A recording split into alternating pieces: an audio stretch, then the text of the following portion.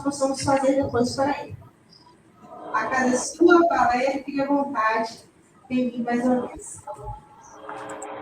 Muito obrigado, professora Odília.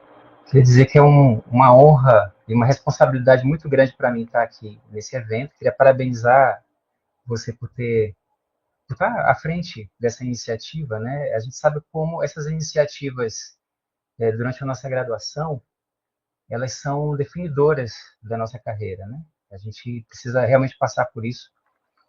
O momento da nossa graduação não pode ser só aquele fluxo de sala de aula e fazer prova e receber nota, né? A gente precisa realmente se envolver com a praxis e a pesquisa é a parte fundamental disso.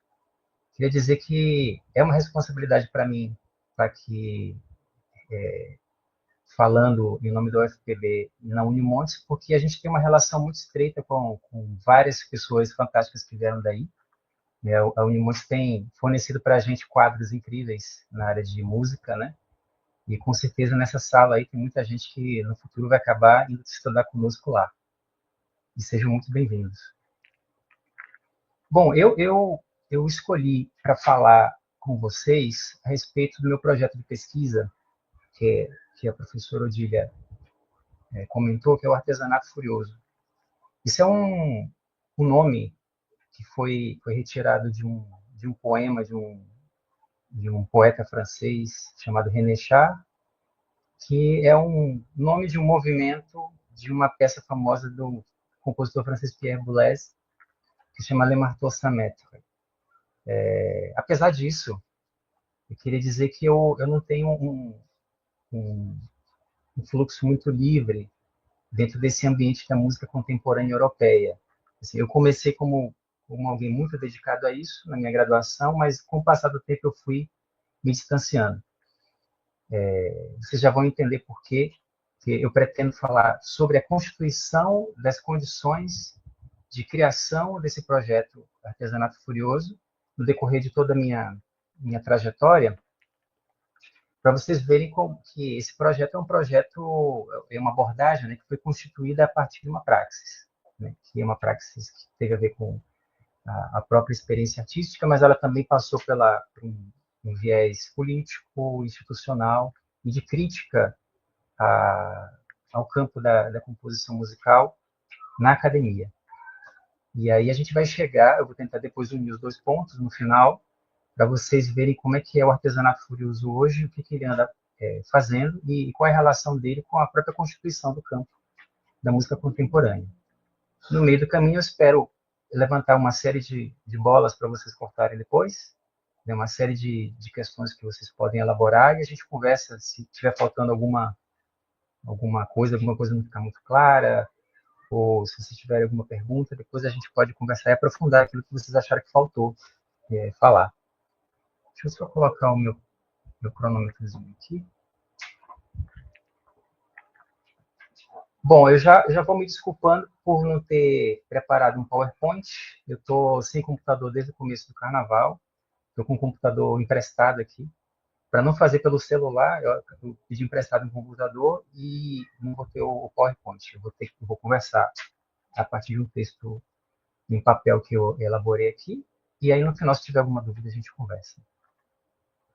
Bom, o meu interesse por composição ele começa bastante tardiamente, né? Eu, quando resolvi fazer composição, já tinha 20 anos e morava em Belém do Pará e tinha montado já uma banda de rock, né? Como todo mundo fazia no começo dos anos 90, fim dos anos 80. E descobri, por acaso, numa loja de discos usados que a gente alugava, uma série de compositores interessantes que me despertaram para essa possibilidade de um consumo, pelo menos, não de um convívio concreto, mas de um consumo de música clássica, né?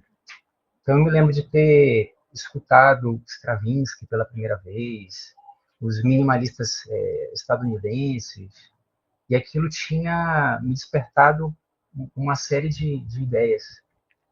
Só que os debates sobre a carreira de compositor em Belém naquela época eles eram muito desestimulantes, pessoas tinham convicção de que se você não começasse a estudar música muito cedo, no conservatório, né, ainda como criança, você jamais conseguiria atingir um nível bom de aproveitamento na área. Isso é verdade, muito mais verdadeiro, né, quando a gente está falando do aluno de instrumento. O aluno de instrumento, principalmente instrumento de orquestra, um instrumento que é solista de orquestra, ele precisa entrar no conservatório muito cedo para poder dominar aquele repertório e aquela técnica. Né? E como eu já tinha, acho que não tinha 20 anos, na verdade, tinha uns 19, 18 anos, aquilo dali, para mim, foi uma ducha de água fria. Só que, em 1994, eu acabei pegando um ônibus como clandestino para assistir ao Festival de Londrina. Eu não sabia o que era o Festival de Londrina, eu não tinha ideia de quem eram os professores que estavam lá, mas eu precisava muito fazer alguma coisa. Eu estava determinado a estudar música, estudar composição, não achava ninguém que me desse aula, e aí eu fui convencido por um amigo que eu tinha acabado de fazer, de tentar uma loucura como essa. Então eu entrei de penetra no ônibus de viagem, que foi de Belém até Londrina, ou seja, atravessou o Brasil inteiro, sem comida, sem água, sem roupa de frio, e acabei indo parar no Festival de Londrina. No meio do caminho eu resolvi esses problemas, né? Fui me entrosando com as pessoas e fui conseguindo sobreviver até lá. Mas em Londrina, em 94, eu tive a oportunidade de estudar composição e análise musical com o professor Kohlreuter, no Festival de Londrina. O professor Kohlreuter, para quem não sabe, é um professor, um performer e um compositor, um agitador cultural extremamente importante para a constituição do campo da música contemporânea brasileira, que chegou aqui no Brasil no final dos anos 30, fugido do nazismo, e que estruturou aqui no Brasil uma série de iniciativas fundamentais para todas as áreas da cultura musical brasileira. Sobretudo a educação musical deve muito a Kohlreuter pela constituição dos seminários livres de música, que acabaram animando a prática de tanto dentro quanto fora da academia e formando gerações e gerações de músicos incríveis e compositores muito interessantes, tanto no campo da música dita clássica quanto no campo da música popular. Então essa figura para mim foi fundamental porque ficou claro para mim que para além daquele ambiente da música clássica que era hermético, que me dava poucas oportunidades de interação, que exigia um alinhamento muito estrito com determinados valores, existia todo um campo aberto de possibilidades dentro da música contemporânea. É com o Kohlreuter que eu descubro, por exemplo, que a partitura é algo cambiável, que a partitura ela pode se adaptar aos contextos diversos, que a música é formada em contextos diversos e que você, dependendo disso, você vai formular suas próprias estratégias musicais. Isso é uma porta aberta para você começar a pensar criação musical enquanto algo que enquanto uma ferramenta de expressão das suas próprias ideias, independentemente daquilo que a tradição europeia impõe. Então, é possível fazer isso, e eu descobri isso com ele. Né? Aí o que eu fiz? Eu larguei meu curso de engenharia civil no terceiro ano, para desespero da minha família, e fui embora. Peguei o dinheiro que eu tinha guardado embaixo do travesseiro, dando aulas de música em Belém, comprei uma passagem de avião e fui fazer o vestibular da Unicamp em 95. Entrei no curso de bacharelado lá, em composição, e acabei fazendo o curso inteiro, mestrado, doutorado. Bom, quando a gente chega no ambiente da composição musical acadêmica, estrito senso, né, como alguém que vem lá da periferia do sistema, né, eu vim de Belém do Pará, né, você tem pouquíssima informação sobre o que acontece no resto do país. Você tem que se virar com um ou outro comentário en passant de alguém que você encontra, você esbarra em algum evento. No meu caso, foi o Festival de Londrina. Então, eu sabia que na Unicamp eu tinha acesso a grandes figuras da composição musical, em especial o Almeida Prado, um grande professor de composição na minha graduação, assim que eu cheguei. Depois eu tive aula com o Zé Augusto Manes, grande professor também, a professora Denise Garcia também, que inclusive foi meu orientador de mestrado e doutorado. Quando a gente entra nesse ambiente da composição acadêmica brasileira, lá no eixo Rio-São Paulo, principalmente, eu não sei até que ponto a Unimontes está contaminada pela, pelo fluxo desse eixo Rio-São Paulo, talvez esteja um pouco alheia a isso, não sei o quanto está integrada, mas enfim.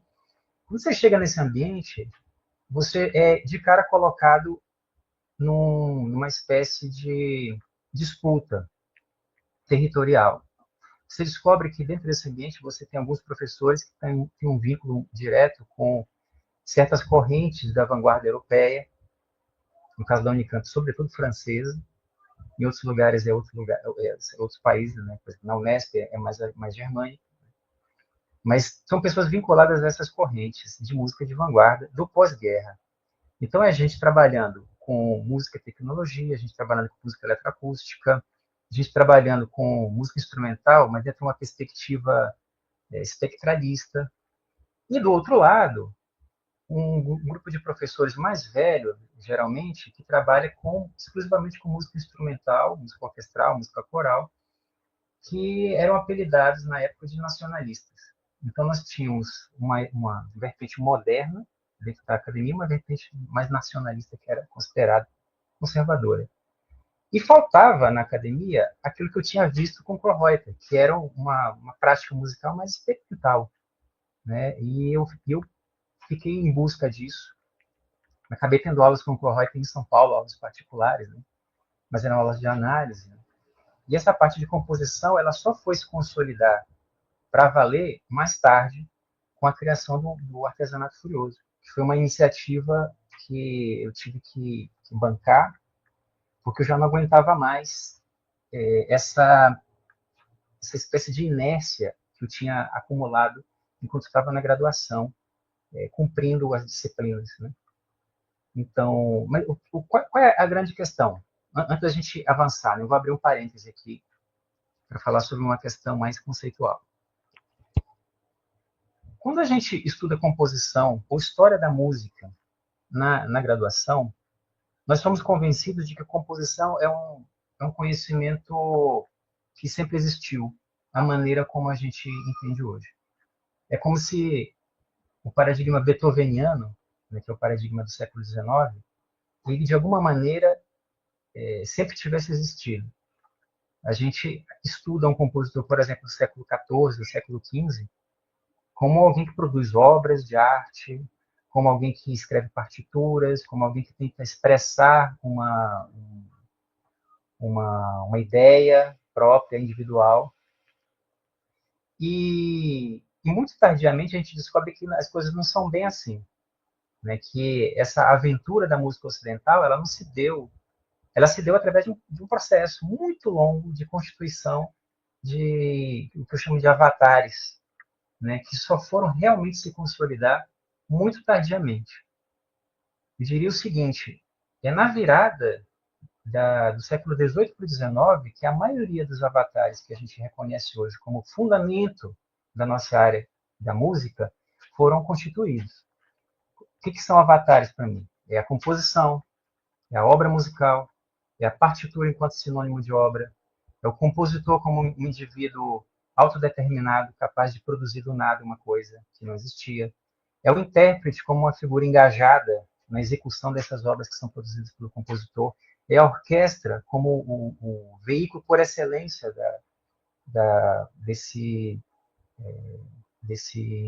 dessas composições, dessa criação musical.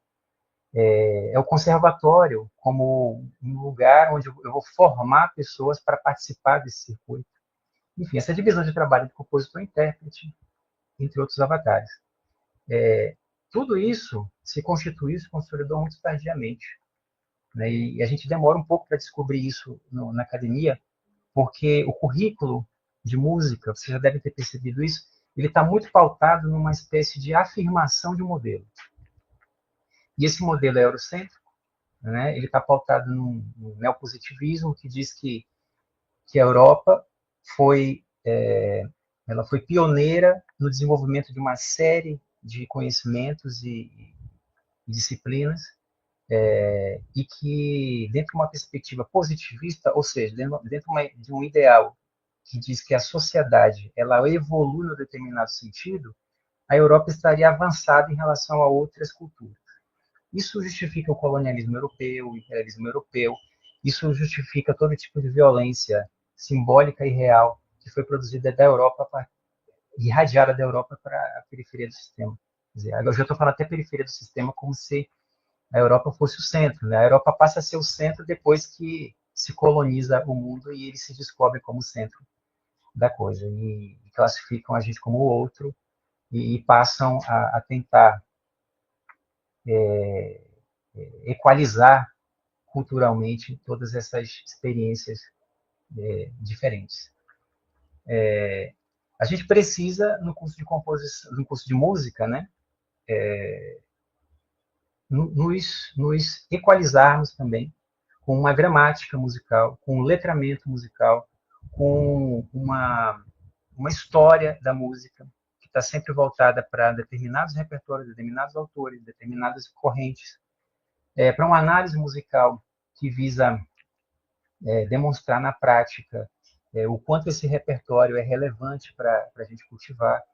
A parte de música instrumental, ela está sempre voltada para esse repertório, para a execução desse repertório. E a parte de composição, ela também participa desse fluxo. Né?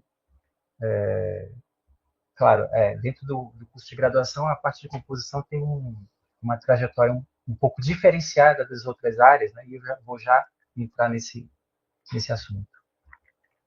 A questão é o seguinte, eu estou falando da experiência dentro da universidade. A universidade segue esse padrão que eu vou chamar de conservatorial, porque é praticamente o mesmo padrão de pedagogia, né, de educação musical do começo do século XIX. Inclusive, alguns métodos continuam sendo os mesmos, por incrível que pareça. Agora,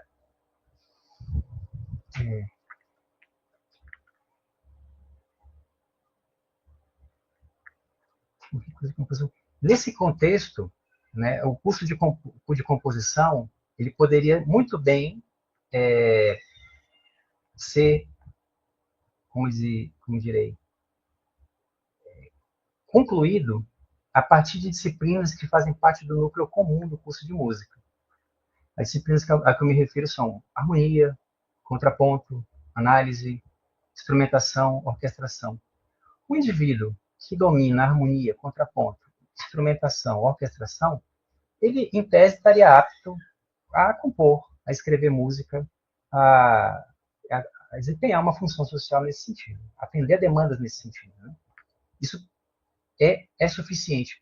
E essa suficiência ela está expressa nos currículos de dezenas e dezenas de cursos de composição que acontecem fora da academia no Brasil, né, que a gente fala muito pouco deles, porque é como se os cursos de composição que são realmente relevantes são aqueles que estão funcionando dentro da universidade pública, principalmente na universidade pública, tanto estaduais quanto federais. Mas existe uma infinidade de cursos de composição fora. Para esses cursos de composição, esse currículo é suficiente, um currículo técnico, né, em que você aprende a escrever música, dominar a linguagem musical, a instrumentação, o trato com os instrumentos e está pronto a atender demandas de mercado. Acontece que o curso de composição ele não é orientado para isso, exatamente. Pelo contrário, existe uma certa estigmatização desse compositor prático dentro do curso de composição, por incrível que pareça. O compositor prático, atendedor de demandas, muitas vezes ele é chamado de arranjador no curso. Né? Não é esse o objetivo do curso de composição. O curso de composição ele tem um objetivo mais nobre. Né? Dentro desse, entre aspas, né? Dentro dessa situação aí de virada paradigmática que eu me referi antes, no qual o nosso paradigma atual de música foi estabelecido, você tem, pela primeira vez, a menção à ideia de obra musical, enquanto sinônimo de obra de arte. Então, tem um trabalho da uma musicóloga chamada Lydia Guerra, que está no livro o Museu Imaginário das Obras Musicais, The Imaginary Museum of Musical Works, que ela diz o seguinte, que a obra musical ela tem uma data de batismo, ela surgiu na virada do século XVIII para o XIX. Como é que ela se consolida? Ela se consolida num processo assim, muito multifacetado, mas tem uma característica dela que é interessante para a gente aqui, que tem a ver com a constituição da obra musical, que é a maneira como a gente entende hoje, como sinônimo da partitura. A virada do XVIII para o XIX é o momento em que a partitura começa a ser vendida como uma mercadoria e como sinônimo da obra musical. Quando a obra musical se transforma numa mercadoria, numa commodity, e começa a ser vendida em larga escala a partir de esquemas editoriais, passa a ser exigido desse produto que se imprima nele mesmo as instruções de performance. Então, você passa por uma adaptação que aconteceu num período muito curto de tempo, no qual a partitura ela passa a conter em si a performance. Isso passou a ser uma exigência de mercado, porque o consumo desse tipo de música era cada vez mais doméstico. Então, ao invés de eu contratar um profissional para tocar aquela música, eu podia levar essa música para casa e, seguindo as instruções de performance que foram escritas pelo compositor, eu podia tocar a música, sem precisar de um treinamento a mais, né, nesse sentido, um treinamento de interpretação. Esse formato da partitura fechada, uma partitura que ela não tem apenas o material que vai ser tocado por alguém, mas ela também inclui um modo de execução desse material, ela se transforma num standard, ela se transforma num bloco que acaba se confundindo com a própria obra, né, como representação de uma ideia que precisa ser materializada no mundo real a partir de uma performance disciplinada do intérprete, né, que vai fazer o máximo possível para que haja essa conexão direta entre a partitura, que representa a ideia, e a música que aparece diante de uma plateia atenta, né? E esse circuito ele se fecha também. Ele vira uma espécie de modelo que todo mundo tem que seguir, né? E, e, e, e esse modelo de uma música que está fechada nesse bloco, ele dá ensejo a um desenvolvimento da composição num sentido que não tinha acontecido até agora. Porque agora a própria escrita ela é capaz de influenciar num resultado sonoro. Um compositor como Beethoven, por exemplo, você vai ver isso em várias obras dele, sobretudo nas sonatas para piano, ele vai eventualmente usar a escrita como uma ferramenta de produção de eventos de baixa probabilidade, eventos que não poderiam acontecer por intuição. A escrita ela passa a ter uma autonomia no campo da composição quando o compositor começa a inventar maneiras novas de fazer a música soar através da escrita. Isso se desenvolve e vira uma espécie de referência para quem vai fazer composição, quem vai criar. E passa a ser desenvolvido um julgamento, um juízo sobre isso, um juízo de valor sobre isso também. E é aí que começa a separar as duas coisas. Né? Um compositor que trabalha com uma perspectiva escritural e especulativa, mas cujo controle da forma é superior, porque inova, porque impõe uma originalidade, porque ele se coloca como uma figura autodeterminada e começa a ser criada uma expectativa quanto ao que essa pessoa vai fazer e o que ela vai escrever. E do outro lado, um compositor que escreve, que fixa as coisas em partitura, mas que ele não está engajado nesse processo de autonomia da própria escrita. Me refiro aqui a uma espécie de arte de escrever música, que é inaugurada em meados do século XIX. Ela se consolida em meados do século XIX e ela serve como referência para o que vai acontecer depois. Então, tem muita gente que fala que o século XX foi um século de revolução, que foi um século de ruptura com a linguagem, um século, enfim, de uma série de rupturas. Mas o que nós temos, na verdade, no século XX é uma afirmação radical desse tipo de procedimento. Tanto de uma afirmação da escrita como obra de arte, e de uma especulação sobre a forma como um processo embutido nesse fazer artístico que acabou de ser inaugurado, quanto a exigência de que o compositor, isso é consequência da primeira coisa, né? A exigência de que o compositor consiga produzir o seu próprio universo sonoro, praticamente do nada. O compositor precisa superar aquela condição de ser alguém que fala a partir de uma gramática dada, alguém que fala a partir de uma língua dada. Né? O compositor precisa criar sua própria linguagem, sua própria língua, e falar através dela da forma mais autodeterminada e radical possível. Eu vejo o século XX nesse sentido como uma espécie de continuidade, né? Não como uma espécie de ruptura. E eu acho que a maior prova de que a gente não passou por uma fase de ruptura é que quando o século está prestes a fechar, aqueles valores do século XIX, todos eles desabrocham de novo. Né? Estamos todos aqui vivendo numa situação muito parecida com o que era no século XIX, né? Sobretudo na pedagogia da música.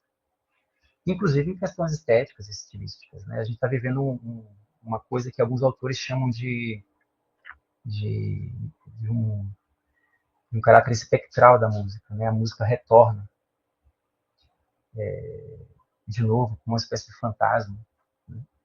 E a gente está num processo de reaproveitamento de coisas que já existem. A gente fala muito em intertextualidade, a gente fala muito em aproveitamento, em arranjo, rearranjo, versão. Né? A gente entrou numa espécie de balanço de tudo aquilo que foi produzido antes.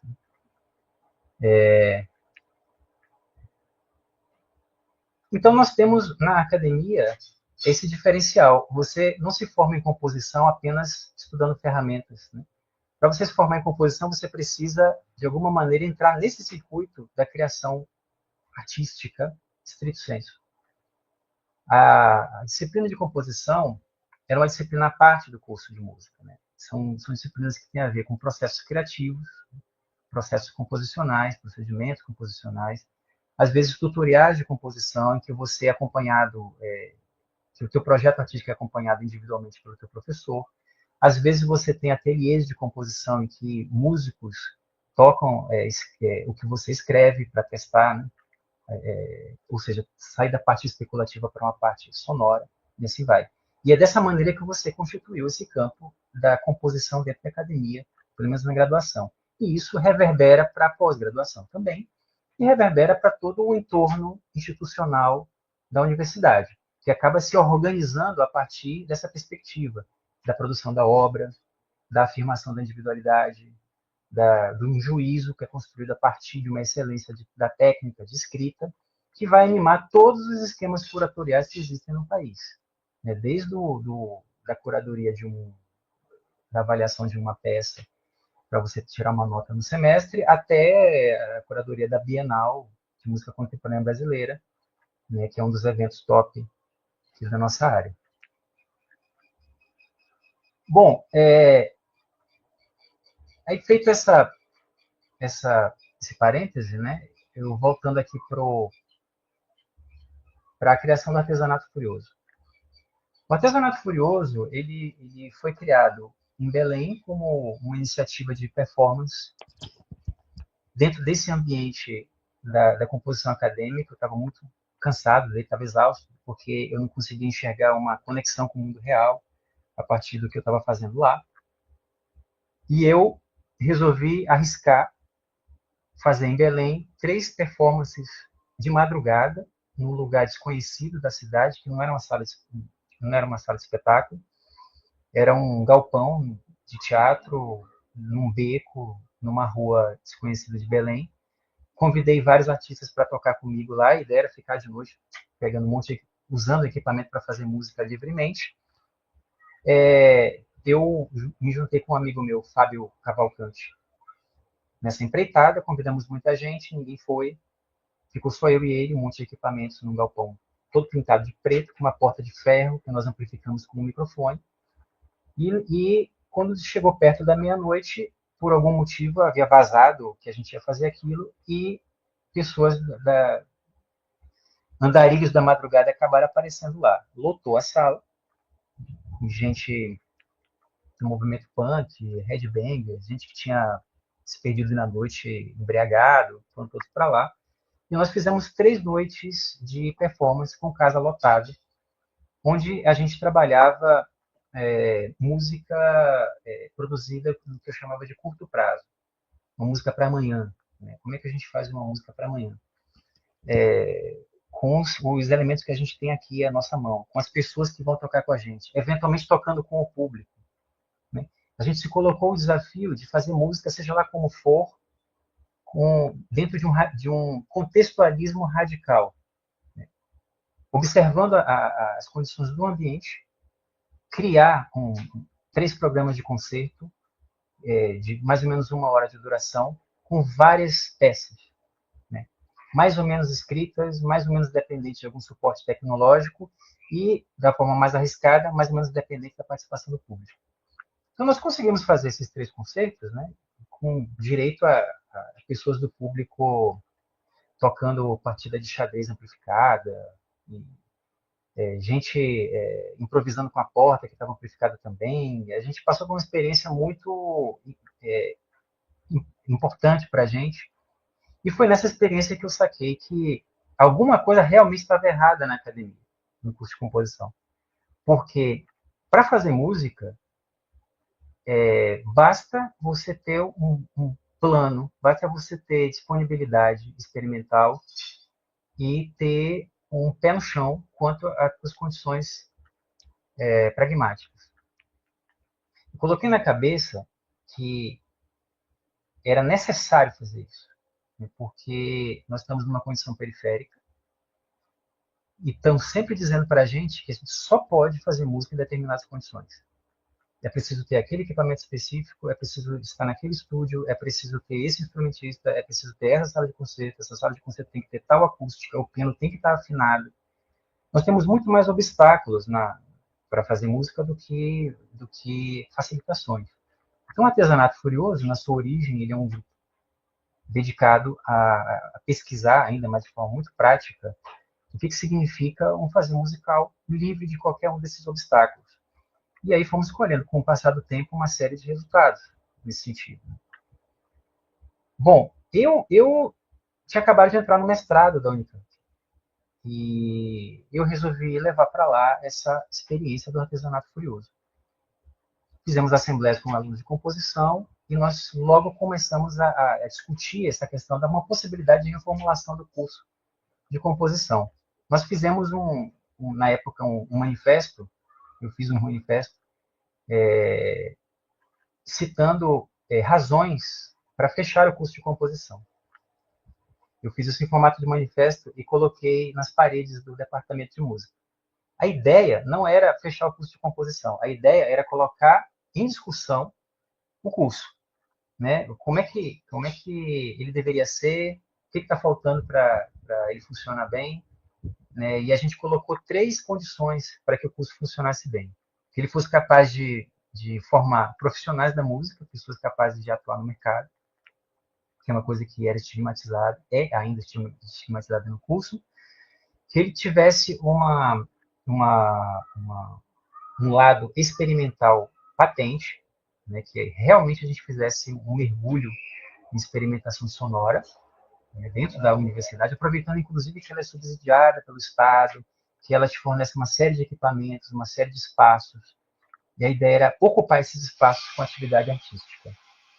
Né? Isso para nós era fundamental. O nosso curso era um curso que estava sendo praticamente todo realizado em abstrato, apenas de forma estrutural e especulativa, como eu descrevi anteriormente. E, finalmente, para fechar o tripé, a parte de pesquisa. Né? Então, o curso de composição ele deveria formar profissionais, ele deveria formar artistas experimentais, né? Inclusive para fornecer peças para participar dos esquemas curatoriais, inclusive. Só que numa chave mais original, mais experimental, mais afirmativa nesse sentido. Né? E deveria formar pesquisadores capazes de refletir sobre a criação musical. Né? Já que estamos na academia, né? E a gente tem na área de música, sobretudo no bacharelado, uma certa dificuldade dos alunos ingressarem no mestrado, né? Por conta de um foco muito grande na parte técnica. né? Pelo menos isso acontece bastante aqui na UFPB. A gente tem um ingresso muito maior de alunos da licenciatura do que do bacharelado, porque na licenciatura são exigidas uma série de competências e de leituras e de reflexões que o bacharelado não exige. Tudo bem, isso é o perfil do bacharelado, eles têm um desejo de produzir um técnico de alto nível, mas isso acaba prejudicando um pouco o ingresso dos alunos no mestrado. Bom, e aí a gente chega num ponto em que as bases, né, do projeto de pesquisa já estão mais ou menos estabelecidas. Existe aí um problema de pesquisa, finalmente. Sabe aquela linha no projeto de mestrado? Duas linhas do projeto de mestrado, eu acabei de estender aqui durante 30 minutos. Bom, nesse ínterim, eu fiz o meu doutorado foi na área de composição também. Eu trabalhei com a ideia de uma morfologia da obra aberta, esse é o nome do meu livro, né, que vem da tese que eu lancei em 2016. A ideia era ser capaz de falar de forma musical, independentemente da maneira como a obra musical se apresenta. Se ela apresenta de forma aberta, como uma improvisação dirigida, ou como um texto direto, ou como uma partitura, ou como uma coisa modular, ou como uma coisa oral. Independentemente disso, me interessava saber como é que fica o regime da forma musical em diversos formatos, em diversos suportes. Eu precisava desenvolver essa reflexão para poder, casando com o artesanato furioso, né,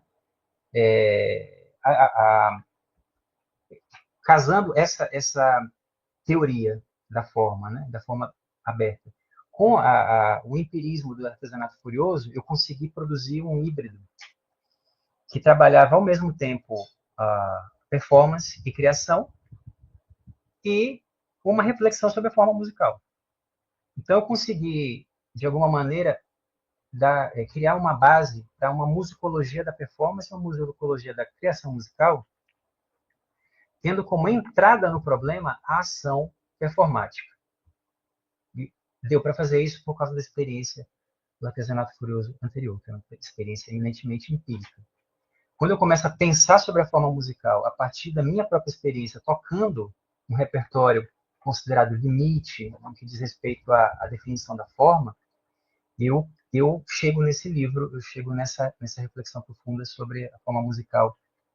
E eu chamo de morfologia da obra aberta como uma provocação, porque é uma espécie de consenso de que a obra precisa ser fechada para você poder analisá-la. Né? Bom, aí eu queria parar um pouquinho agora para mostrar para vocês alguns dos produtos artísticos, né, do artesanato furioso. Nós trabalhamos até hoje ali no programa de pós-graduação em música, ainda com essa vertente mais performática e mais empírica, abordando repertórios clássicos da música experimental do Ocidente, mas também tocando peças de colaboradores nossos, de alunos, de professores. Vai ter peça minha que eu vou mostrar aqui também. Eu vou mostrar uma série de performances e vou explicar um pouquinho cada uma delas. Eu vou começar com as performances de música clássica. Vou começar aqui com um trio formado por mim, por Marcello Messina e o Max Scarasati, professor da UFMG. O Marcello Messina é nosso colaborador no PPGM. Nós tocamos, durante a pandemia, uma peça clássica do John Cage, que é o Cartridge Music. Fizemos uma peça em vídeo, né? Cada um tocou a sua parte em casa. O Cartridge Music é uma partitura montável, ela vem em formato de transparências, você monta as transparências ao acaso, e aí é criado um roteiro, né? Uma espécie de caminho de rato, assim, que vai passando pelos eventos, e a gente interpreta esses eventos de uma forma mais ou menos livre. Por que mais ou menos livre? Porque é obrigatório que a gente use captadores como objeto de conexão, captadores em conexão com objetos quaisquer, de preferência de metal. Cartridge significa cartucho. O cartucho é aquela casinha onde ficava a agulha do toca-disco. Acho que a maioria de vocês não sabe nem do que eu estou falando, mas antigamente você tinha um disco de vinil e você colocava uma agulha para ler o suco do vinil.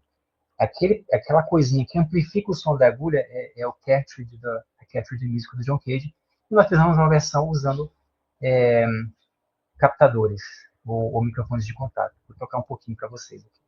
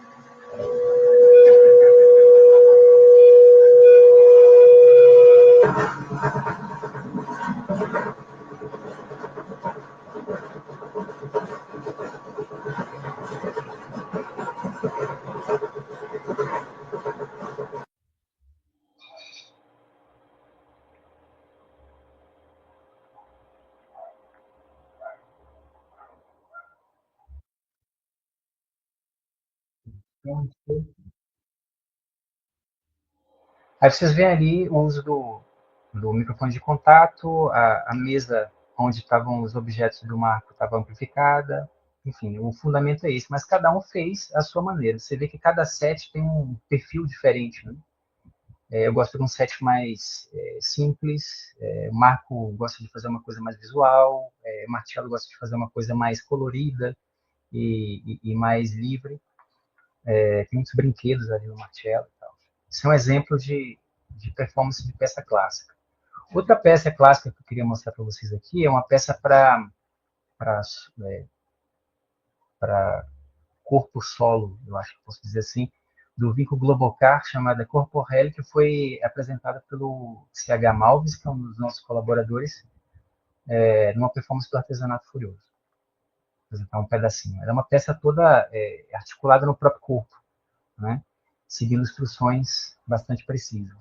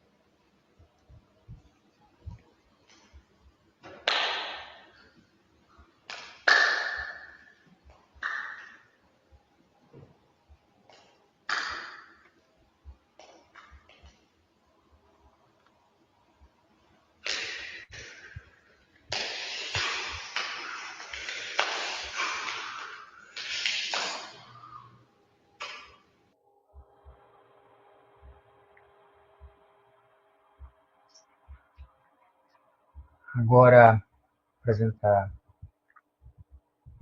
um outro solo envolvendo C.H. Malves, agora de uma peça minha, chamada Te Ouço Claramente, que é uma peça para ouvinte solo,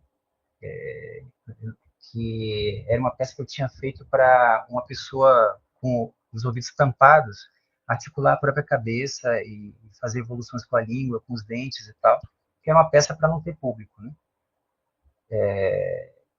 Dentro dessa perspectiva de experimentação radical, etc. Mas CH conseguiu fazer uma versão para público. Ele colocou um microfone na boca e fez uma performance de alto-falantes. Vocês vão ver aqui. Bem interessante.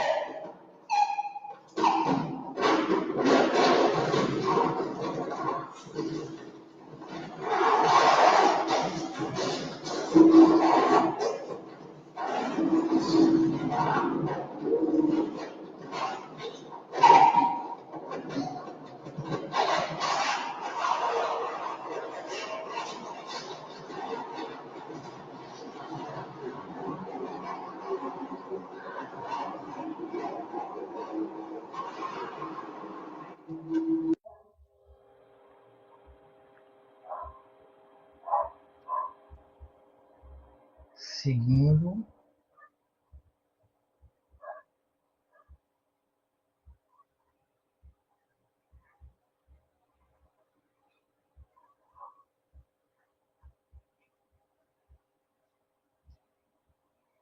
acho que não vai dar para mostrar tudo, mas vou mostrar alguns.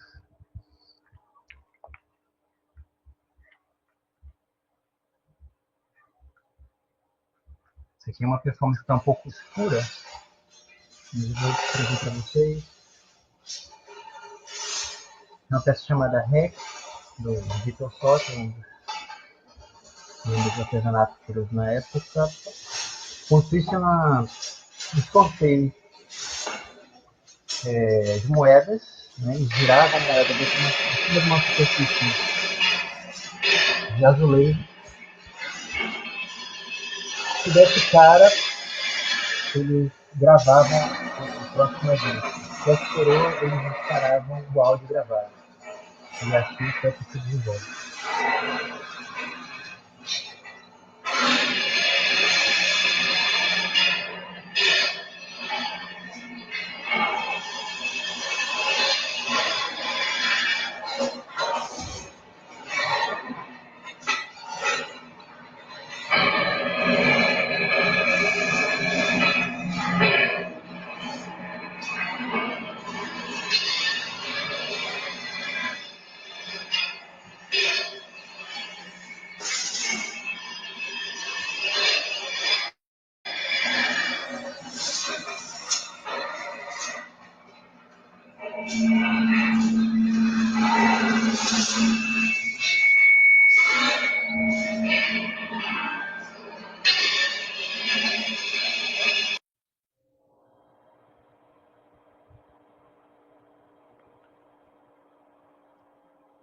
Ok, seguindo.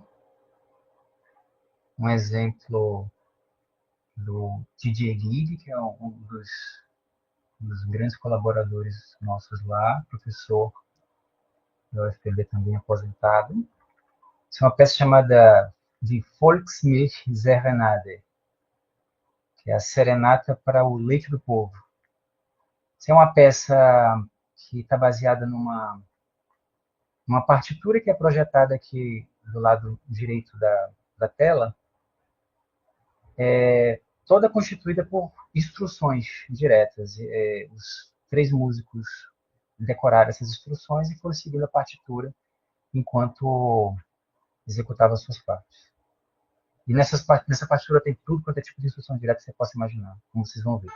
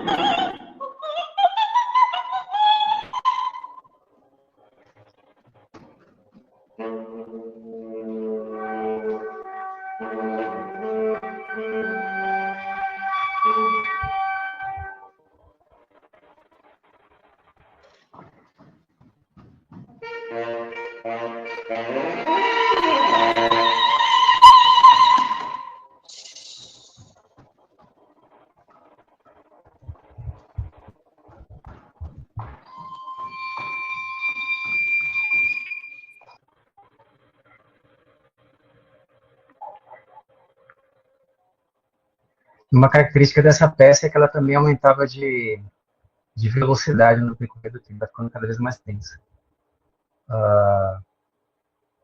Um exemplo de uma peça que tem uma parte de vídeo importante, que é o Quando Mudam as Causas, os Fenômenos Passam, de Felipe Lins, que ele performou com a... Quando Mudam as Causas, os Fenômenos Passam. Performou com a Maiara Brito no violoncelo. Elas eram um dispositivo criado pelo próprio Felipe, que transforma gesto nessas linhas coloridas aí que vão colorindo a tela. Estão tocando no braço da Felipe e nesse momento ela faz uma coreografia.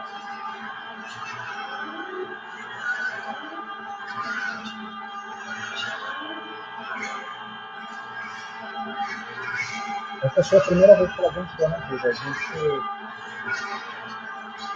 a orientou para que ela fizesse uma coreografia improvisada, baseada naquilo que ela tocou no cello antes.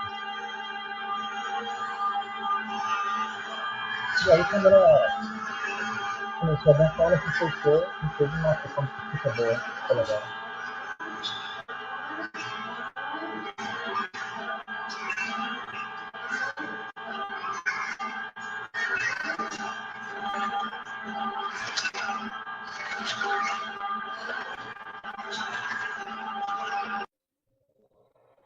Deja de estudiar inglés.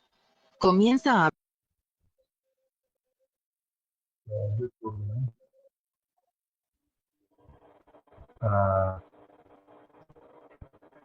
Para terminar, eu vou tocar uma peça minha que chama Flor e Nuvem, com com performance da Renata Simões, violinista. Uma peça curtinha de 6 minutos, aí eu parto para o final.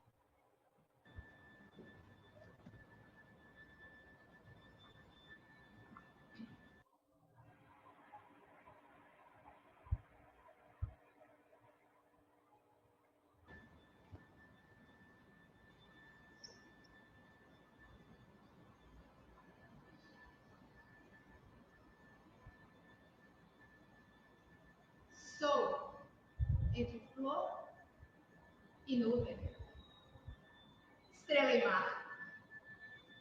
Por que havemos de ser unicamente humanos, limitados em chorar? Não encontro caminhos fáceis de andar. Meu rosto, vários, desorienta as firmes pés, que não sabem de água e de ar. E por isso, levito.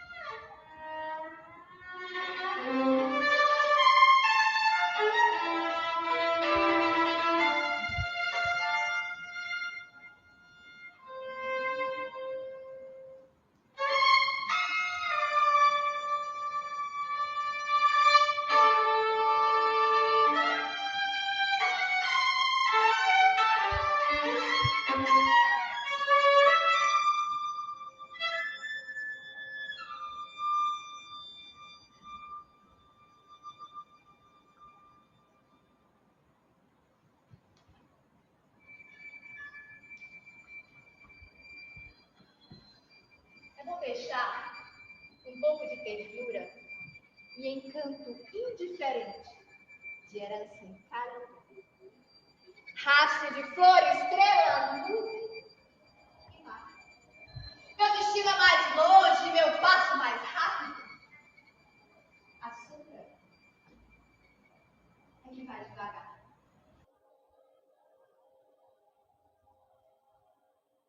Bom, a gente está com o tempo estourando. Isso aí foi uma amostra de vários produtos do artesanato furioso, e vocês perceberam que existe um apuro na parte performática.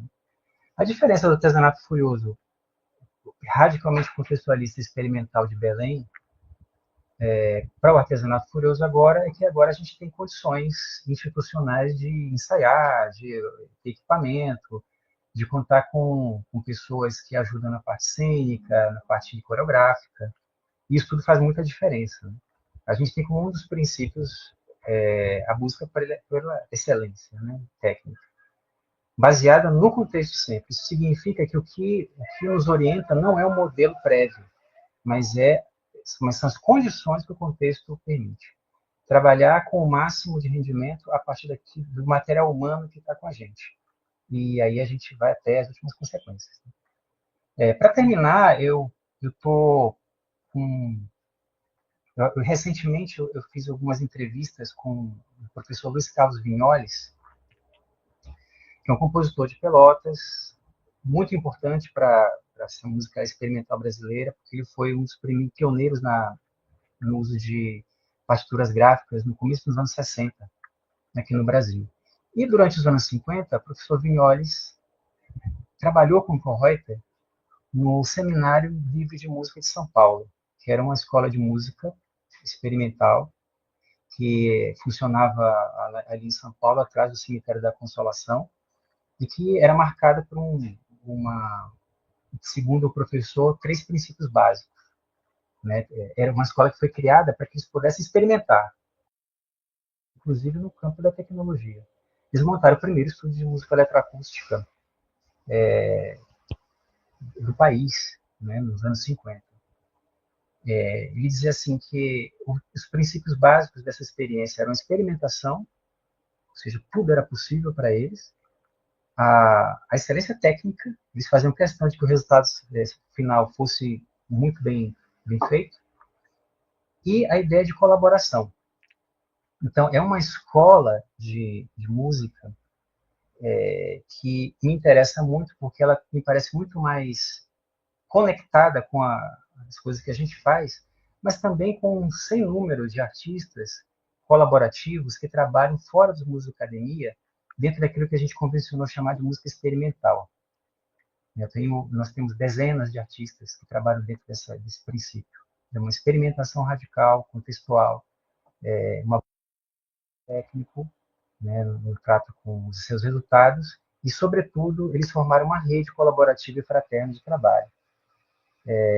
O Artesanato Furioso, de certa maneira, é uma tentativa de trazer para dentro da academia uma reflexão sobre isso, essa possibilidade da gente trabalhar a música e a criação musical e a performance como elementos transversais do curso de música, não obstaculizados, não restritos a um grupo específico de pessoas ou um currículo específico, mas que esses conhecimentos pudessem ser difundidos para todos. Eu acho que o ganho que nós teríamos com esse tipo de democratização do acesso a esse conhecimento é inestimável.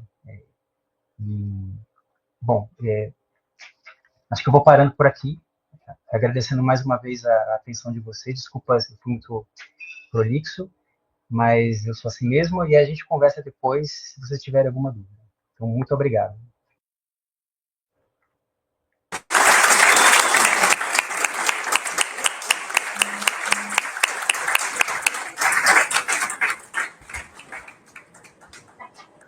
Muito obrigada, Valério, pelas reflexões.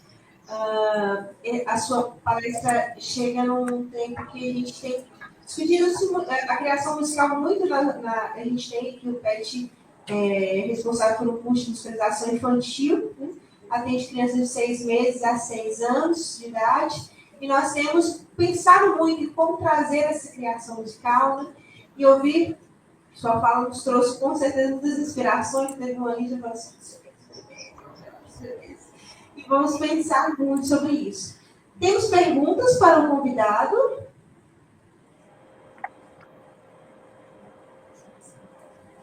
Vem aqui, por favor.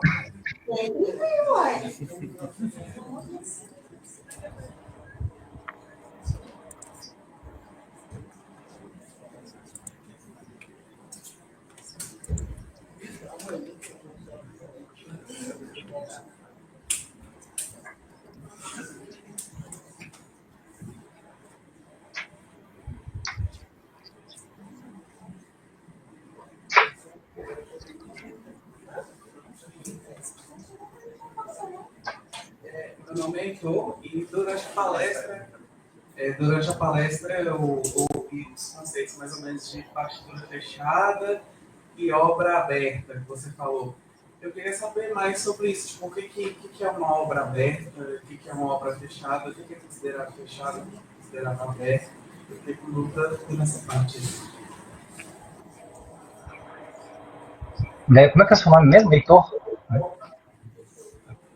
Isso. Muito bem. Quando a gente trabalha com a ideia de obra musical, a gente está sempre pensando numa partitura que vai redundar no final um resultado que é correlato a ela. É o que eu chamo de relação direta entre partitura e resultado. Esse é o modelo que a gente adotou como paradigmático na academia, vamos dizer assim, né? A obra aberta é aquela onde a relação entre partitura e resultado não está dada por um critério de solfejo. Então, ela é um grafismo, ela é uma instrução direta, ela é uma pintura, ela é uma ranhura, ela é uma regência, né? É nesse sentido que a obra estaria aberta, né? Porque você não sabe exatamente como é que vai ser a resposta da ação performática, que tipo de som vai emergir dali. Aí meu trabalho é sobre isso, praticamente.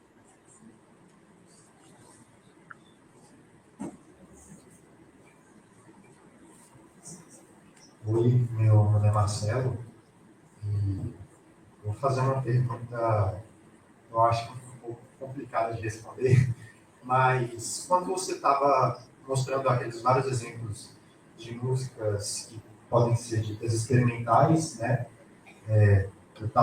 Teve um debate imenso com o Heitor sobre música e propósito, porque geralmente quando a gente compõe música popular, ou até música erudita, feita nos moldes de, sei lá, uma música romântica, uma música de todas essas classes que a gente tem-se um propósito de ter uma música feita de acordo com certas regras e normas que façam ela soar bem.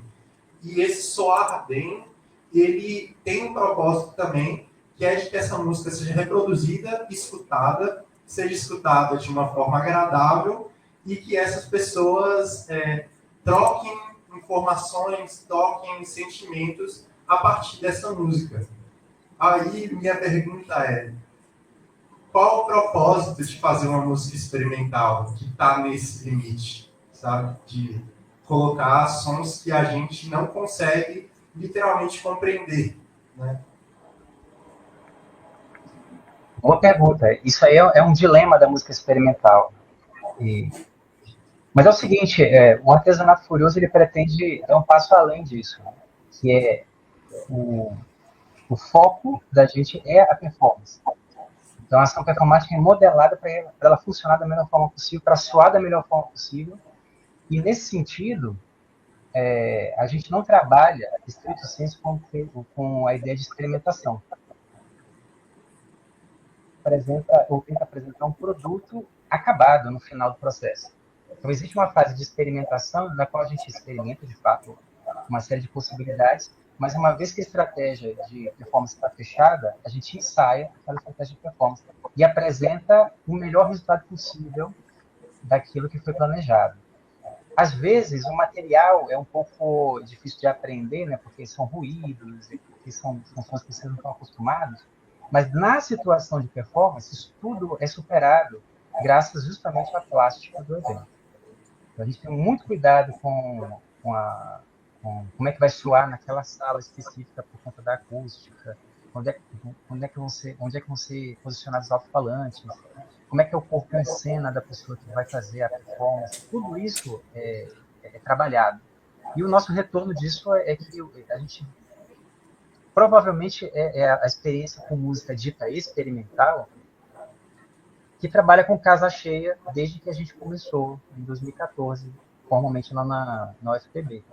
Então, isso é muito raro dentro desse ciclo da música experimental. E em João Pessoa a gente consegue fazer essa mágica e fazer com que pessoas venham conversar com a gente depois do espetáculo, impactadas com o que elas viram, né? Dizem, nossa, foi muito bom isso que vocês fizeram aí. Nunca ouvi esse tipo de música e tal, mas, poxa, foi muito incrível. Então, eu estou convencido de que o segredo está na performance. Por isso que a minha entrada no problema da forma é a performance. A ação que plasma a forma, né? Como é que é essa ação, quem é que vai fazer, como vai fazer. E, uma vez definido o contexto, tentar extrair o máximo de rendimento possível daquela situação. Ou seja, a gente não está sendo mediado por uma tradição, por um referencial, ou seja, a gente tenta eliminar todos os obstáculos, e uma vez o caminho estando livre, aí eu exijo o máximo possível de resultado. E, de modo que você que está trabalhando com artesanato, você sabe que você fez o melhor possível e é capaz de colher por conta própria um juízo daquilo que foi realizado. Isso também liberta a pessoa que toca. É uma maneira de fazer música juntos, sem concessões e radicalmente contextualista. Mais perguntas? Thiago?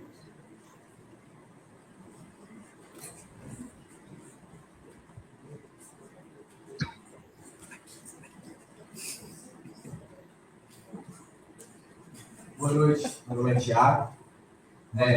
Eu vim trazer uma dúvida. Você falou um pouco sobre que atualmente está havendo um reaproveitamento de coisas antigas, arranjos antigos, essas coisas, na música atual. Aí eu queria saber como que, e se de alguma maneira esse reaproveitamento pode atrapalhar o avanço musical, sabe? Obrigado pela pergunta. Eu acho que nenhuma abordagem em si ela atrapalha o avanço da produção musical. Acho que depende do projeto, depende do contexto, da maneira como você trabalha com ele. Existe muita coisa acontecendo a partir de diversas abordagens. Uma avaliação sobre se aquilo está promovendo o avanço ou não da linguagem ou da área é algo muito de cara já enviesado, porque a gente parte do pressuposto que isso é necessário. Eu acho que um foco mais interessante é o empoderamento das pessoas que estão fazendo música juntas. O que elas querem fazer, onde elas querem chegar, e fazer com que elas realmente cheguem onde elas querem chegar. Isso é transformador. Agora, se o que você está fazendo é útil para um ideal universalista, isso não é tão importante. Isso é importante para o pessoal que a gente está tentando superar, que tenta usar critérios universais para avaliar aquilo que você vai fazer em contexto. Eu acho que o melhor critério é o contexto. É você fazendo música com seus colegas e levando as últimas consequências daquilo que você quer fazer. Aí não importa. Vai. Esse compromisso com a evolução da linguagem não importa. Falou um negócio interessante aí, que é a música com caráter transformador, que privilegia o ambiente e tudo. Então, não necessariamente a gente tem uma necessidade de avançar a linguagem musical e essas coisas. Tipo, sei lá, não é uma necessidade absurda humana avançar com a música. Não sei se eu entendi direito. O som está ficando baixo. Tem como aumentar. Isso tem a ver com a necessidade de avançar no... Essa é uma necessidade real avançar com a música e com a linguagem musical. A gente precisa avançar na nossa humanidade. Acho que isso é mais urgente hoje do que qualquer outra coisa. Então a gente precisa primeiro voltar a se olhar, a tocar junto, fazer música junto de uma forma saudável, respeitável e humana. Qualquer outra providência antes disso daí, de formalização do campo, a gente vai acabar criando novos moldes, criando novas limitações e novos obstáculos. E o trabalho com obstáculos re-hierarquiza o campo. Né? Separa o campo entre os aptos e os não aptos. E a gente está tentando superar isso. Então, o foco tem que ser o contexto. É ser vocês fazendo música e chegando aonde vocês querem chegar. Sem tanta mediação, sem tanto pressuposto, sem tanto juízo a priori. Depois, claro, é assim que a sociedade funciona. Né? Você vai acabar plasmando novos juízos e plasmando novas hierarquias, etc. Mas deixa isso no fluxo. Não se preocupa com isso na hora que você estiver fazendo música.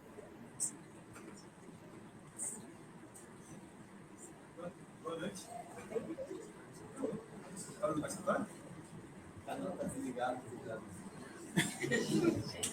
Pois é, não está. Eu tenho uma dúvida, que é o seguinte: você conversou sobre o curso de composição formar compositores para o mercado de trabalho, e que às vezes também tem essa confusão do arranjador, né? Nós acabamos formando arranjadores, né? Mas a minha dúvida eu vejo que o trabalho de arranjador, ele às vezes é muito técnico, né? Precisa de muito conhecimento de teoria musical, estação, essas coisas. Você acha que existe espaço no mercado de trabalho para trabalhar com a de composição sem precisar de ser uma pessoa acadêmica, ele está numa universidade, às vezes parece que não existe espaço. Desculpa, Odília, só um momentinho. É que eu acho que vai pifar o meu fone. Eu vou tirar o fone para eu poder ouvir melhor o som do computador. Só um momentinho.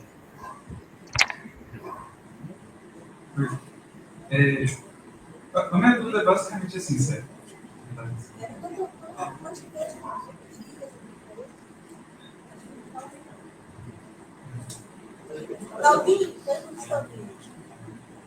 Você está ouvindo? Ah, tá. Ah, tá. Essa está mutada também.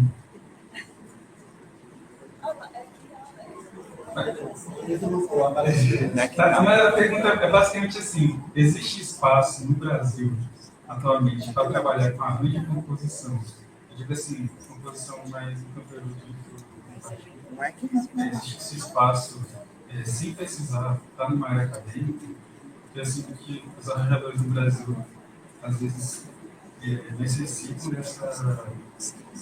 desse espaço acadêmico para entrar no mercado de trabalho. Você acha que precisa mesmo?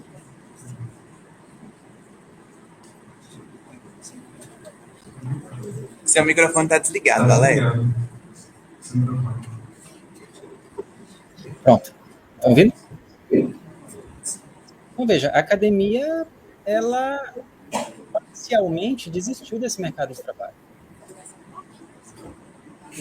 A academia tem todas as condições de formar esse compositor profissional, todas as condições, mas não é disso que se trata o curso de composição. O curso de composição está para além dessa demanda de produção de profissionais da área de criação musical. O que é lamentável, a meu ver. Aqui em João Pessoa, a gente está começando uma experiência de um bacharelado em música brasileira popular. Veja, existe uma demanda por parte desse profissional de aprimorar sua escritura, sua orquestração, sua instrumentação, para poder escrever as suas músicas, né? Para mim, é por isso que eu acho que é um conhecimento que deveria ser mais transversalizado no curso. A existência de uma área à parte, dedicada exclusivamente à escritura, acaba produzindo uma frustração muito grande no campo, porque existe demanda de mercado para isso. Ela não é atendida por pessoas que são formadas na universidade, por incrível que pareça. Eu já tive em várias bancas de concurso de professor de composição. A parte técnica, se ela estiver baseada numa demanda de mercado, ela fica inalcançável para o cara egresso da academia. Um exemplo, mixe uma sessão de uma banda de rock usando um Reaper, por exemplo, um software de multicanais. Faça uma mixagem desses áudios aqui. A pessoa não sabe fazer e ela tem prêmio em música eletroacústica, teve peça tocada no exterior, etc. Essas competências típicas do mercado de trabalho, elas são negligenciadas na academia. Onde é que elas estão sendo treinadas? Elas estão sendo treinadas fora. É como eu falei, se você abrir o Google e perguntar por cursos de composição, você vai encontrar dezenas e dezenas de cursos de composição que não estão na academia e que estão formando essas pessoas que têm interesse em escrever música para demandas. Claro, isso vai depender de um mercado mais formalizado, né? Aqui no Nordeste, por exemplo, a gente tem um certo problema com isso, porque o mercado é muito informal.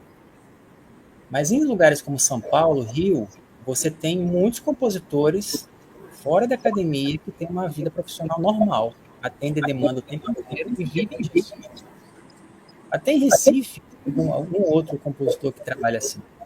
Mas isso, infelizmente, ainda não é uma realidade, não é um compromisso da academia. Né? É uma coisa que ainda não está coberta, por conta dessa escolha, a meu ver, equivocada, desse modelo do escrituralismo especulativo. Ok. Nós temos duas perguntas aí no chat, Valério, que nós podemos fundir. Né? Primeiro, Júlio Queiroz pergunta sobre a ideia do nome artesanato curioso, como surgiu, E a Ilânia Japa pergunta se existe um perfil específico de público que frequenta as apresentações do artesanato furioso. Músicos, professores. O Artesanato Furioso é o nome de um poema do René Char, um poeta francês, que foi usado como base para uma peça famosa do Pierre Boulez. E eu joguei num brainstorm, enquanto estava planejando o nome da iniciativa lá em Belém, e o meu parceiro achou muito bom o nome. É um nome que depois a gente se convenceu de que era muito bom mesmo, porque quando a gente fala em artesania, a gente está falando de um trabalho sobre a forma. E furioso porque é uma artesania que é para ser sem limites. Então a gente parte de uma espécie de situação de risco desde o começo do processo. Com o passar do tempo, isso vai amadurecendo, isso vai se transformando numa coisa cada vez mais... vai se transformando numa espécie de monstro cada vez mais estável, né? Você não precisa pô-lo na coleira, nunca foi preciso, mas você deixa de ser arranhado por ele tanto quanto você era no começo. É mais ou menos isso, o artesanato furioso. E o público dos concertos é um público multifacetado. Quando o concerto é na universidade, você lota a sala de concertos, lá que é uma sala pequena, tem 300 lugares. Mas em qualquer outro lugar do país, se você vai fazer um concerto de música experimental, você vai ter 15 pessoas. E metade das 15 pessoas são parentes de quem está tocando. Então aqui, em João Pessoa, a gente criou um público de estudantes, de professores, de gente de tudo quanto é área, né? Vai também, por incrível que pareça, gente da música assistir, que é a coisa mais difícil que tem é você ir para o recital do amigo, você nunca vai. Mas lá até isso acontece. E acontece alguns efeitos colaterais interessantes do ponto de vista de uma reflexão sobre o mercado, que é o artesanato furioso, ele também incuba outras atividades, outros grupos de música experimental. Ele não é em si um grupo de música experimental, ele é um projeto de pesquisa que tem uma abordagem empírica. Mas dentro dele são gestados outros grupos de música experimental. E esses grupos de música experimental acabaram atendendo demandas também, e sendo pagos por essas demandas. Então, um exemplo interessante do grupo Y Patterns, que é um grupo que surgiu do artesanato furioso, que foi tocar fez uma turnê no Sertão aqui, no Centro Cultural do Nordeste, e receberam excelentes cachês. E aí alguns deles tocam em banda de rock, eles falaram, nossa, o cachê que eu recebi lá para tocar Noise, que é o ruído mais absurdo de todos, é igual o que eu ganhei com a minha banda de rock no ano todo.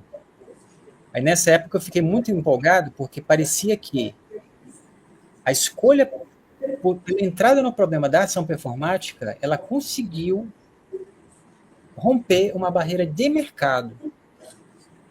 Então, eu fiquei com esse dilema na cabeça, né? Será, a pergunta de pesquisa para o futuro, será que o problema é o foco na ação performática, não na obra?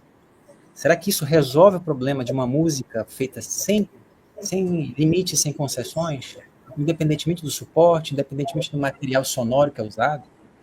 É uma maneira de dizer, sim, a gente pode fazer música de ruído e as pessoas saírem chorando do teatro. As pessoas não dormirem naquele dia porque viram uma coisa incrível, espetacular. E foi tudo um ruído, mas foi feito de uma maneira, com um zelo, com um compromisso com o resultado, que acabou fazendo público, né? E aquela pessoa volta para o próximo concerto e fica louca quando aparece um cartaz do Artesanato Furioso, eles vão, como se estivesse indo para um show de banda de rock favorito deles. Isso virou uma realidade para a gente aqui. Já faz algum tempo que a gente não toca, mas teve uns apogeus em 2016, por exemplo, em que a gente tinha tanto concerto que parecia uma banda de rock mesmo. Era concerto todo mês, a gente fez excursão pelo Sudeste, foi tocando em tudo quanto é lugar, e virou uma agenda de banda de rock. E cada concerto era um repertório diferente, realizado do zero, né? Tem um trabalho sobre isso, gente, aqui na UFPB também, do Daniel Luna Menezes, que fala sobre o artesanato furioso. E nesse trabalho dele, que é uma dissertação de mestrado, que é um dos produtos do artesanato furioso, ele explica em detalhes toda essa questão metodológica, a abordagem, e faz um survey sobre os conceitos todos do artesanato furioso. Então, quem tiver interesse em ler sobre isso mais, né, e ver o volume de coisas que foram realizadas, é meio assustador quando você vê tudo. Assim. Essa dissertação do Daniel Luna de Menezes é uma boa referência. Está no academia.edu de graça, lá, o PDF para baixar, se quiser. Aliás, meu livro também está na academia.edu, é o Morfologia da Obra Aberta, porque a minha editora faliu e aí eu fiquei à deriva e acabei publicando lá. Então, se vocês quiserem baixar o PDF, está lá de graça também. Maravilha. Vamos fazer a última pergunta, que é a pergunta do Samuel Simões Santo. É possível ensinar criatividade em cursos formais de composição? Até que ponto a técnica estimula o processo criativo? Eu acho que não exatamente criatividade, mas você pode expor os alunos a situações interessantes que demandem decisões criativas. Isso é a aposta do artesanato. Então, a gente tenta modelar uma situação final que seja colaborativa, todo mundo participe e decidindo o que vai acontecer. A expectativa é que, com o passar do tempo, no exercício dessa prática, fazendo isso regularmente e colhendo resultados disso, você se interessa cada vez mais pelo risco, né? Por colocar suas ideias em jogo. E nesse processo você acaba criando suas coisas. A ideia de criatividade, ela também não pode ser tratada em abstrato, né? Eu acho que é mais importante você conseguir expressar as suas coisas da forma mais potente possível. Se você for recolhendo no decorrer do processo pequenos sucessos, coisas que dão certo, apesar de simples, isso vai te alimentando para tentar coisas cada vez mais arriscadas, até você chegar num ponto que você vira o doidão da composição experimental brasileira. Tem uns por aí. Não tem limite isso. Uma das performances icônicas do Artesanato Furioso foi quando a gente destruiu um piano em performance. A destruição do piano, ela foi proposta pelos alunos como uma espécie de brincadeira. Né? Tinha um piano no corredor. Professor, vamos destruir esse piano em performance. Eu falei, vamos destruir o piano em performance. Mas é o seguinte, primeiro, a gente precisa fazer uma pesquisa sobre pessoas destruindo pianos em performance. Então, a gente vai passar essas semanas, primeira semana de trabalho, analisando vídeos de pessoas destruindo pianos. Aí eles viram que tem, sei lá, centenas de pessoas destruindo pianos em performance. E é uma performance pior do que a outra.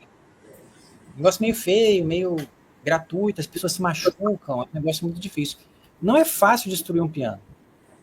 Você precisa ter uma noção de como é que é o madeirame dele, você vai perceber que tem vários tipos de madeira no piano, você vai perceber que você precisa fazer uma espécie de roteiro para ninguém se machucar. Algumas pessoas vão destruir o pedal, outras vão destruir a lateral, as outras pessoas têm que destruir o teclado, e cada uma fazendo com uma ferramenta específica. A marreta é boa para bater aqui, o martelo ali, e assim vai. Então a gente ficou 6 meses preparando para essa performance. E ela foi uma performance que se realizou em 20 minutos. Foi um tempo excelente. Né? Durante o processo que a gente chama de desbastagem do madeirame do piano, a gente foi acrescentando microfones de contato para poder captar os sons da desbastagem. Nós colocamos rodas na lateral do piano. É um piano de armário, né? Para que a gente pudesse deitá-lo no chão e usá-lo como um instrumento. A gente quis aproveitar a harpa dele, nós não destruímos as cordas. E enquanto a gente ia desbastando o piano, nós jogávamos a madeira para trás e 2 artistas plásticos iam fazendo esculturas com a madeira do piano. Então a gente fez uma performance de 20 e tantos minutos, muito impactante e muito, muito bem realizada. Dando a impressão para quem está assistindo, né, que a gente simplesmente ligou o botão do louco e resolveu destruir um instrumento do nada. Então, para você fazer isso de uma forma visceral e proficiente, e de forma que ninguém se machuque, você precisa pesquisar muito e estudar muito. Então, o que a gente está fazendo é usar, sem dissimulação, o que os gregos antigos chamavam de tekné. O segredo da arte é a técnica. O segredo da arte é você conjurar em performance uma verdade. E o sofista faz isso, o artista faz isso, e sempre fez. Então a gente precisa perder a vergonha de fazer isso. É por isso que eu tenho pudores quando falo em música experimental. Tudo é possível, mas o processo ele tem que ter excelência técnica. Porque aí no final você vai produzir aquele efeito que você queria. É um efeito de confusão, um efeito de que está todo mundo chapado fazendo uma música de qualquer jeito. Isso é dificílimo de fazer. Tem que estudar, tem que praticar, tem que ensaiar. Senão o efeito fica fraco, fica ruim. As pessoas vão bocejar e você vai ter jogado tempo e energia fora. E nada pior do que jogar fora tempo e energia. Você não tem vontade de fazer a próxima coisa. É muito melhor você fazer uma coisa bem feita, mais simples que seja, para você continuar com o teu grupo fazendo todo dia, com prazer.